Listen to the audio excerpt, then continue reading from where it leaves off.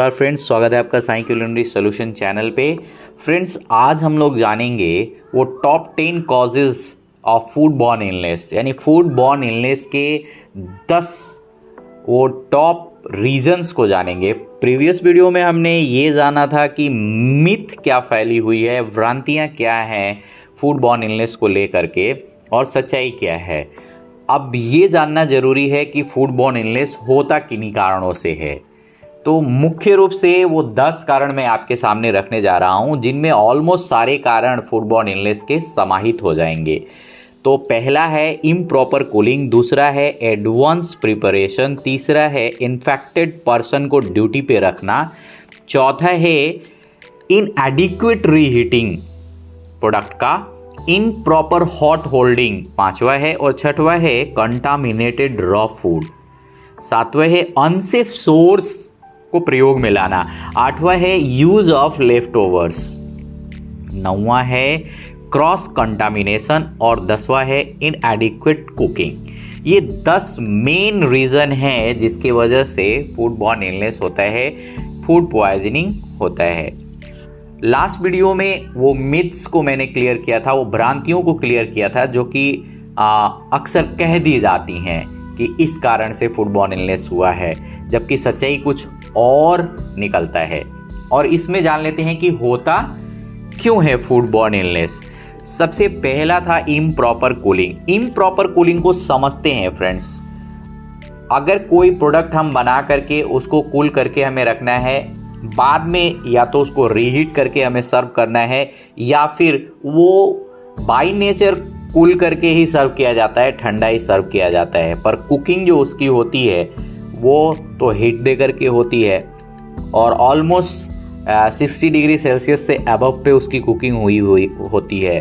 तो उसको जो है हमें जो है ठंडा करना है। तो यहाँ पे हम गलती क्या कर देते हैं कि बहुत लॉन्ग टाइम तक उसको जो है मिड के टेम्परेचर पे रखते हैं। मिड का टेम्परेचर यानी कि जो कि 60 डिग्री से बिलो है, और नियर बाई मान लीजिए कि 40, 35 या ऐसा है, और उस पर अगर ज़्यादा टाइम लग जाता है कूल होने में, तो भी उसमें बहुत सारे माइक्रोब्स जनरेट हो जाएंगे और वो फूड बॉर्न इलनेस का कारण बन सकते हैं, फूड पॉइजनिंग का कारण बन सकता है।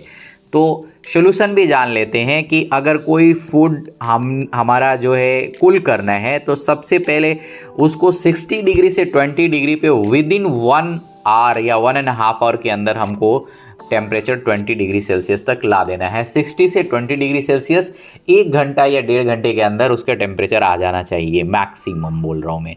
और 20 डिग्री से 4 डिग्री सेल्सियस का टेम्परेचर विद इन 1 आवर आ जाना चाहिए या 1.5 आवर आ जाना चाहिए। यानी वो जो है 60 डिग्री से ले करके सीधे 4 डिग्री सेल्सियस जो है टेम्परेचर उसका, वो अगर हम कैलकुलेट करें तो 2.5 घंटे 2 घंटे के अंदर आ जाना चाहिए।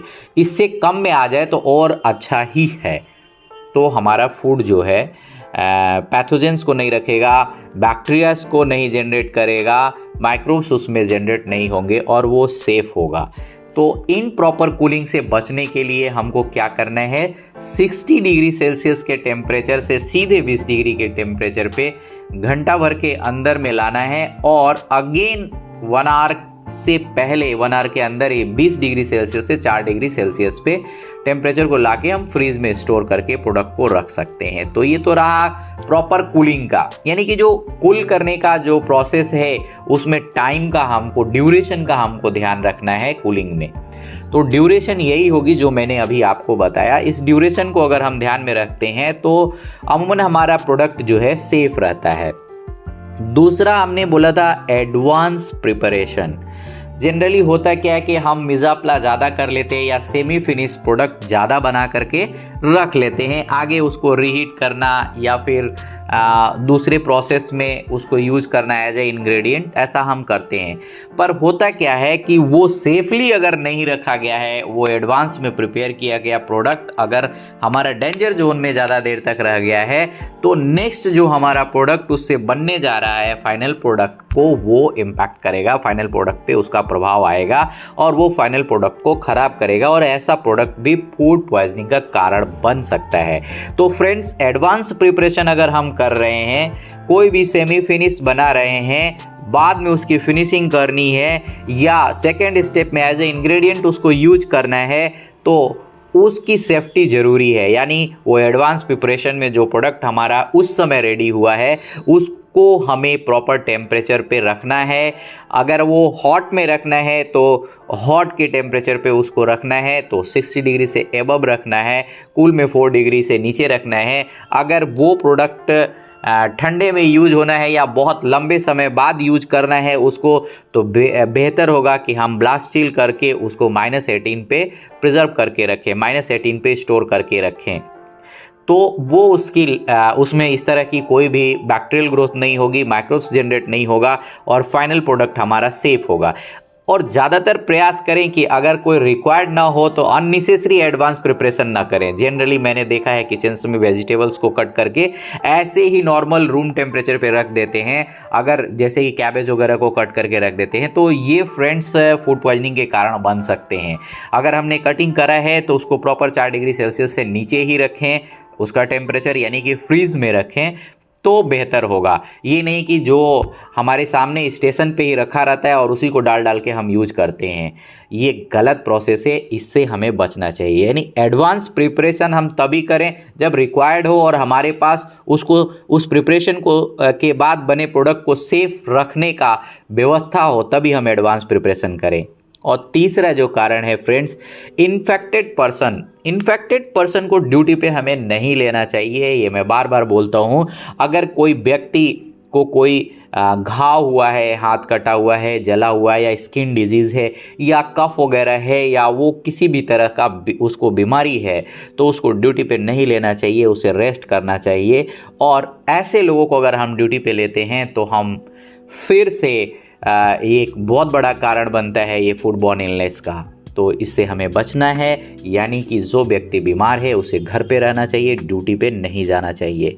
चौथा जो कारण है इनएडिक्वेट रीहीटिंग की बात जहाँ पे आती है फ्रेंड्स, जनरली क्या है, कुछ प्रोडक्ट हम बना देते हैं, बनाने के बाद रीहीट करके सर्व करना होता है। जनरली रीहीट करना है तो 74 डिग्री सेल्सियस टेम्परेचर उसको देना है 15 सेकेंड तक कम से कम, और उसको अगर आगे कंटिन्यू में रखना है 74 डिग्री सेल्सियस से 75 डिग्री सेल्सियस 15 सेकेंड हमने टेम्परेचर दे दिया, अगर उसको होल्ड करके रखना है तो 60 डिग्री से नीचे टेम्परेचर ना आए, ये भी ध्यान रखना है। और इसकी भी ड्यूरेशन जो है बहुत ज़्यादा नहीं रख सकते, यानी हॉट होल्डिंग भी बहुत ज़्यादा देर तक हम नहीं रख सकते हैं। तो इस तरीके से हम सेव कर सकते हैं अपने प्रोडक्ट को। तो हॉट होल्डिंग जो रखनी है, हॉट होल्डिंग जो करनी है अपने को 60 डिग्री सेल्सियस पे करनी है हॉट होल्डिंग, और हमको रीहीटिंग जो करनी है वो 15 सेकेंड तक रीहीट करना है, और वो भी हमारा जो टेम्परेचर होगा 74 डिग्री सेल्सियस टेम्परेचर होगा 15 सेकेंड मिनिमम। आप 20, 25, 30 सेकेंड तक भी कर देंगे तो कोई इश्यूज नहीं आएगा, पर इससे कम करते हैं तो अपर्याप्त तो होगा और हमारा फूडबॉर्न इलनेस का कारण बन सकता है वो। पांचवा रीज़न की बात करते हैं इम्प्रॉपर हॉट होल्डिंग। जो मैंने बता दिया, अगर हॉट होल्डिंग करनी है हमको तो 60 डिग्री सेल्सियस 60 डिग्री सेल्सियस से नीचे नहीं होल्ड करके रखना है।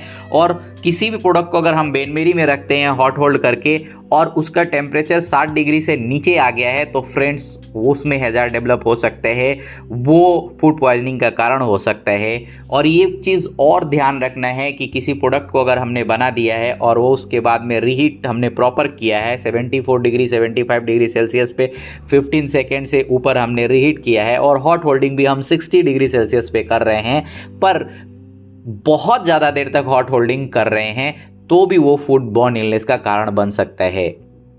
क्योंकि होता क्या है फ्रेंड्स कि बहुत सारे फूड जो हमारे प्रोसेसिंग के दौरान बनते हैं, उसके बाद जब हम बेनमेरीज में या किसी स्टफेंडिस में या कहीं पे भी हॉट होल्ड करके रखते हैं, अगर ड्यूरेशन लॉन्ग हो जाता है तो बहुत, एक तो न्यूट्रिशन वैल्यू तो चली ही जाती है, खाने का मतलब कुछ नहीं रहता है। दूसरा सबसे बड़ा जो नुकसान ये होता है कि वो जो है कहीं ना कहीं जो है बर्नड हो रहा होता है, कहीं ना कहीं सॉल्ट उसमें बढ़ गया होता है। तो इस तरह से अगर किसी को ब्लड प्रेशर का प्रॉब्लम है तो सॉल्ट के बढ़ने की वजह से भी उसको इश्यूज आ सकती है। या अगर उस प्रोडक्ट को बनाया है हमने और उसमें हमने कोई केमिकल एडिटिव्स का यूज़ किया है, जैसे MSG हो गया या किसी सोडा टाइप का आइटम को डाला हुआ है, तो वो बहुत ज़्यादातर देर तक होल्ड करने पर 60 डिग्री सेल्सियस के बावजूद भी वो स्ट्रक्चर उसका डेविएट हो जाता है। वो भी फूड बॉर्न डिजीज़ का कारण हो सकता है, फूड बॉर्न इलनेस का कारण हो सकता है। तो मैं आपको रेकमेंड करूँगा, हॉट होल्डिंग 60 डिग्री सेल्सियस पे तो करना है, पर आपको मैक्सिमम जो है हॉट होल्डिंग 70 मिनट से 1 घंटा से सवा घंटा, जिसको बोल सकते हैं 85 मिनट्स तक आप कर सकते हैं। 60 मिनट टू 85 मिनट तक हॉट होल्डिंग कर सकते हैं किसी प्रोडक्ट को। उससे ज़्यादा अगर हॉट होल्डिंग करनी है फ्रेंड्स, तो आपको देखना होगा कि क्या प्रोडक्ट है। अगर वो बहुत ही लिक्विड ही है, जैसे सांबर एंड ऑल है, कोई एडिटिव्स या कोई इस तरह का चीज़ यूज़ नहीं हो, तो 2 घंटे तक भी आप हॉट होल्डिंग कर सकते हैं। मगर अगर कोई ऐसी चीज़ है जिसमें कि कुछ एडिटिव्स मिला हुआ है, तो प्लीज़ उसको हॉट होल्डिंग पे ज़्यादा देर तक ना रखें। तो ये तो रही फ्रेंड्स इम्प्रॉपर हॉट होल्डिंग की बात। अब छठवां जो कारण है कंटामिनेटेड रॉ फूड के बारे में जान लेते हैं। कंटामिनेटेड रॉ फूड यानी जो हमने रॉ फूड लिया है, जिससे हम आगे प्रोसेस करके फाइनल प्रोडक्ट बनाने जा रहे हैं, वही अगर कंटामिनेटेड है, वही स्पॉयल है, उससे स्मेल आ रहा है या उसमें पैथोजेंस डेवलप हो चुके हैं, बैक्टीरियल ग्रोथ उसमें हो चुकी है, फिर भी जानते हुए अगर हम उसको यूज कर रहे हैं, तो हम जो है आगे फूड बॉर्न इलनेस का ये भी एक बहुत बड़ा कारण बनने जा रहा है। यानी कंटामिनेटेड रॉ फूड अगर है तो उसको हमें कुक नहीं करना चाहिए, उसको स्पॉइल कर देना चाहिए, डिस्कार्ड कर देना चाहिए, हमें डस्टबिन में डाल देना चाहिए, न कि उसको प्रयोग में ले करके, क्योंकि उस समय एट वंस हम हीट दे देते हैं तो हमें ऐसा लगता है कि जो है ये प्रोडक्ट जो है अब सही हो गया। ऐसा होता नहीं है। जनरली बैक्टीरिया क्या होता है कि एट ए टाइम तो वो हाई टेम्परेचर पाने की वजह से सो जाते हैं, पर एक जैसे ही उनकी ऑप्टिमम टेम्परेचर आती है वो ग्रेजुएटली ग्रो करने लगते हैं और वो वापस उस पूरे प्रोडक्ट को कंटामिनेट कर देंगे और वो बहुत बड़ा फूड पॉइजनिंग का कारण बन सकता है फ्रेंड्स। सातवां जो कारण है अनसेफ सोर्स। अनसेफ सोर्स से अगर हम रॉ मटेरियल लेते हैं या अनसेफ सोर्स से कोई भी चीज़ लेते हैं, अनसेफ सोर्स का मतलब ये हो गया, जैसे मान लीजिए कोई एडिटिव्स हम यूज कर रहे हैं, वो ओपन में रखी हुई है, मॉइस्चर इनहेल कर ली, या कोई प्रोडक्ट हम यूज करने जा रहे हैं, कुछ चीज़ बनाने जा रहे हैं और जो जहाँ पे वो रखा है वो जगह सेफ नहीं है, वो सोर्स सेफ नहीं है जहाँ से हम उसको लेके आ रहे हैं, वो अनहाइजीनिक तरीके से रखा हुआ है, या फिर वहाँ पे ह्यूमिडिटी ज़्यादा है, हमारे प्रोडक्ट इनहेल कर लिया है मॉइस्ट, तो वापस उस प्रोडक्ट को अगर हम यूज कर रहे हैं तो ये भी बहुत बड़ा कारण बन सकता है हमारे फूड बॉर्न इलनेस का। तो प्रिकॉशन ये लेना है कि हम स्टोरेज को भी प्रॉपर डिज़ाइन करें, स्टोरेज को भी प्रॉपर तरीके से स्टैंडर्डाइज करें, ताकि हमारा जो रॉ मटेरियल या जो भी स्टफ़ हम वहाँ रख रहे हैं वो प्रॉपर सेफ रहे, तो फूड बॉर्न इलनेस नहीं होगा, फूड पॉइजनिंग नहीं होगा। यानी अनसेफ सोर्स भी बहुत बड़ा रोल प्लेयर है फूड बॉर्न इलनेस में। आठवां जो कारण है friend use of left overs. Generally होता क्या है, रात का बचा हुआ खाना दूसरे दिन जो है हम यूज करते हैं। अगर ये कॉस्ट कटिंग के पर्पज़ से भी हम बोल सकते हैं, हम लोग इसको कंसीडर करते हैं कि BACCP में कंसीडर करते हैं कि, और एक तरह से तो ये तो हम जानते हुए ये गलती करते हैं कई बार को कि हमने बचा हुआ प्रोडक्ट को फिर फर्दर यूज़ करते हैं, या तो उसको हीट दे के यूज़ करते हैं या उससे कुछ मिक्स आइटम बनाते हैं। तो हमको उस लेफ़्ट ओवर को प्रॉपर तरीके से चेक कर लेना चाहिए कि कहीं से ये इसमें प्रॉब्लम तो नहीं है, किसी भी तरह का बैड स्मेल तो नहीं आ रहा है, किसी भी तरह का ऐसा तो नहीं लग रहा है कि ख़राब हो गया है। कई बार आप उसको उठा के देखेंगे तो पता चल जाएगा, टेक्सचर उसका डेविएट हुआ है तो पता चल जाएगा, या फिर आपको खुद समझ में आ जाएगा कि उसकी मात्रा पहले कितनी थी, वो मात्रा तो बढ़ नहीं गई है। ऐसा भी होता है किसी किसी प्रोडक्ट में, स्पेशली जो बैटर्स वगैरह होते हैं उनमें होती है, बहुत ज़्यादा फर्मेंटेड हो जाता है, ओवर फर्मेंटेड हो जाता है, तो भी हमारा एक तो प्रोडक्ट प्रॉपर नहीं बनेगा, दूसरा जो है वो फूड बॉर्न इलनेस का कारण होगा। और या फिर कोई ऐसा लेफ़्ट ओवर हम यूज कर रहे हैं जिसमें प्रीवियसली हमने कोई केमिकल एडिटिव यूज़ किया है, तो विशेष ध्यान देना होता है अपने आप को। अगर वो सही है तभी हम उसको रीयूज करें फ्रेंड्स, नहीं तो उसे हमें डिस्कार्ड कर देना चाहिए। ये बहुत बड़ा रीज़न है। हमने अभी लेफ़्ट ओवर की बात कर रहे थे, तो लेफ़्ट ओवर का हमने जान ही लिया कि अगर लेफ़्ट ओवर हमारा ज़्यादा है तो हमें यूज़ करने हैं, अगर तो उसको क्या क्या चीज़ें देखनी है, उसमें ख़राब तो नहीं है, स्मेल तो बुरा नहीं आ रहा है, जिस पॉट में हमने रखा हुआ है वो उस पॉट में उसका टेक्सचर तो डेविएट नहीं हो गया है, ओवर एक्सपेंसन तो नहीं हो गई है वॉल्यूम की। इन सब चीज़ों को ध्यान में अगर हम रखते हैं तो अगर ये हैपनिंग है उसमें कि वॉल्यूम उसकी बढ़ गई है, स्मेल आ रहा है, या हाथ डाल करके ऊपर कर रहे हैं तो लासा जैसा आ रहा है, या फिर जो टेक्सचर उसका होना चाहिए वैसा नहीं है, डेविएशन है उसमें, तो हमें तुरंत डिस्कार्ड कर देना चाहिए। और मैं तो ये कहूँगा कि लेफ़्ट ओवर ज़्यादा यूज़ नहीं करना चाहिए हमें, और उसका एक टाइम पीरियड के बाद तो बिल्कुल ही नहीं यूज करना चाहिए, ये हमें ज़रूर ध्यान रखना चाहिए। तो फोरकास्टिंग ऐसा करें कि मैक्सिमम कंज्यूम हो जाए, थोड़ा से थोड़ा बचे और फ्रेश बना सकें हम। ऐसा अगर हम अपनाते हैं तो फूड बॉर्न इलनेस नहीं होगा, हमें इस तरह के केसेस फेस करने नहीं पड़ेंगे। अगर फिर भी कभी ज़्यादा अगर हो गया तो ज़्यादा बच गया तो आप जो मैंने बताया उस तरह से चेक करने के बाद ही उसको यूज़ में लें, अन्यथा उसे डिस्कार्ड करना ही बेटर होगा फ्रेंड्स। फोरकास्टिंग को टाइट करना, फोरकास्टिंग यानी डेली अगर हम अपने डाटा पे काम करेंगे तो ऑटोमेटिकली हमको समझ में आ जाएगा कि मेरी प्रिपरेशन कितनी करनी है, तो लेफ़्ट ओवर के चांसेस ही कम हो जाएंगे। मेनली प्रॉब्लम यही है कि लेफ़्ट ओवर के चांसेस तभी होते हैं जब हम अनुमान प्रॉपर नहीं लगा पाते हैं, तो हमारा माल ज़्यादा बच जाता है, फिर नेक्स्ट डे हमारे लिए प्रॉब्लम होता है कि भाई इतना ज़्यादा बच गया, इसको कैसे फेंके। तो और भी तरीके हैं, उसको ट्रीट किया जा सकता है। ट्रीट करने के लिए भी बहुत सारे तरीके हैं जो मैं आपको आगे नेक्स्ट वीडियो बनाऊंगा और बताऊंगा कि कैसे उसको ट्रीट करके हम यूज कर सकते हैं। जनरली फ्रेंड्स एक तो अभी बता देता हूं मैं तरीका। अगर ऐसा लगता है आपको कि प्रोडक्ट जो है थोड़ा सा हल्का सा डेविएट हो रहा है, उसको मतलब कि स्पॉइलेज की तरफ जा रहा है और उसको हमें यूज़ करना है क्योंकि वो मात्रा में ज़्यादा है, तो हम HTST का फॉलो कर सकते हैं। जनरली अपने यहाँ पे हाई टेम्परेचर शॉर्ट टर्म पे दे करके हम बैक्टीरिया को किल कर सकते हैं। पर ये ध्यान रहे कि जो फर्दर हमारा प्रोडक्ट बनेगा वो जल्दी कंज्यूम होना चाहिए। अगर वो जल्दी कंज्यूम हो जाता है और उसकी हॉट होल्डिंग प्रॉपर रहती है और उसको जो है विद इन आवर कंज्यूम हो जाता है, तब तो ठीक है। नहीं, अगर लॉन्ग टाइम में कंज्यूम करने हैं उसको, तो फ्रेंड ये रेकमेंड नहीं करूँगा।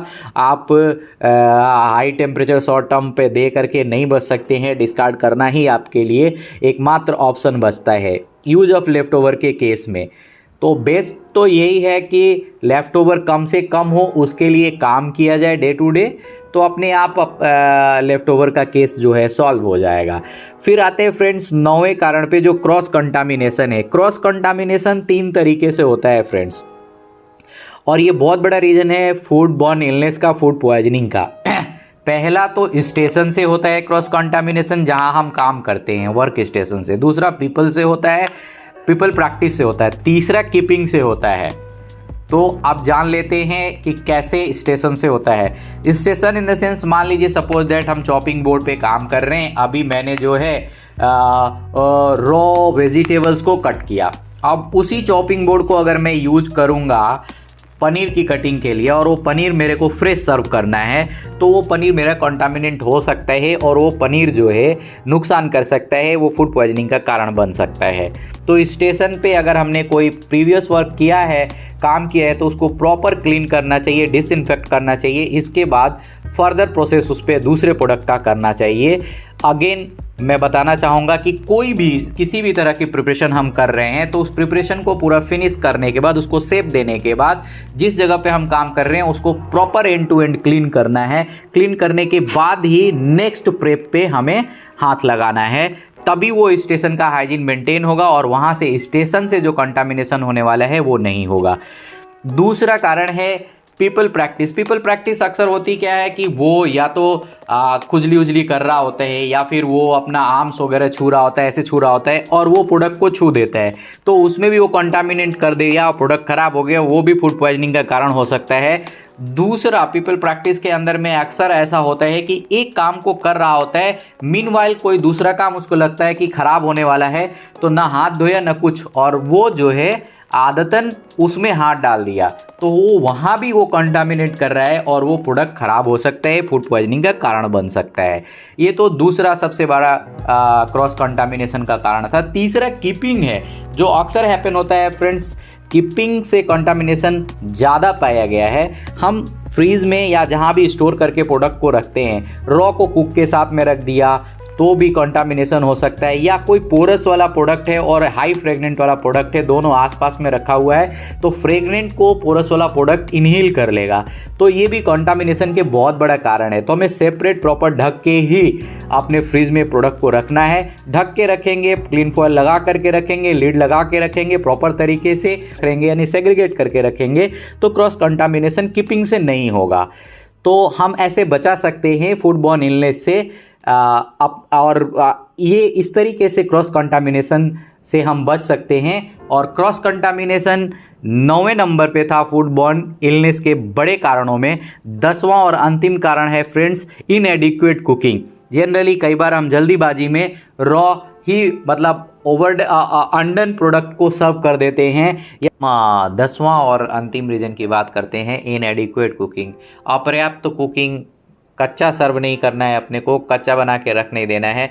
कुकिंग के जो मेथड्स हैं, जैसे फ्राइंग हो गया, आपका बॉइलिंग हो गया, पोचिंग हो गया, ब्रॉयलिंग हो गया, सौतेइंग हो गया, सालो फ्राइंग हो गया, स्टीरिंग हो गया, स्टेविंग हो गया, इन सब के या पास्चुराइजेशन हो गया, या बहुत सारे और भी हैं, तो इन सब के टाइम और टेम्परेचर हमें पता होना चाहिए कि कितने टेम्परेचर पे हमें बॉयल करना है। जैसे बॉइलिंग का टेम्परेचर 100 डिग्री सेल्सियस हो गया, पास्चुराइजेशन कर रहे हैं 32 डिग्री सेल्सियस टेम्परेचर पे हम करते हैं।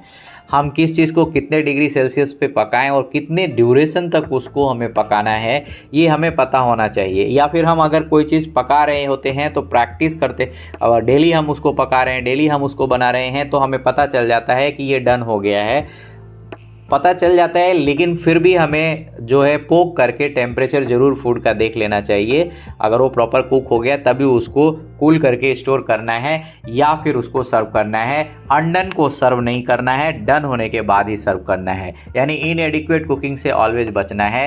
कुकिंग के कितने सारे प्रकार होते हैं और कौन से कुकिंग कैसे कैसे होती है, ये सब भी आगे हम आपको वीडियो बना करके बताएंगे, समझाएंगे टाइप्स ऑफ कुकिंग्स के बारे में, उनमें क्या क्या चीज़ों का ध्यान रखते हैं, फ्राइंग करते वक्त क्या चीज़ का ध्यान रखना है, बॉयलिंग में, ब्रॉयलिंग में आपका सौतेइंग कैसे करना है, ये सारी चीज़ें ये टेक्निकल हैं और हम ये आपको आगे वीडियो बनाते रहेंगे और बताते रहेंगे। फ्रेंड्स, इस वीडियो में हम इतना ही बात करेंगे क्योंकि टॉपिक का जो टाइटल था वो ये था कि फूड बॉर्न इलनेस के मेन कारण। तो ये 10 मेन कारण हैं जिससे फूड बॉर्न इलनेस होती है, फूड पॉइजनिंग होती है। होपफुली आपको समझ में आया होगा फ्रेंड्स।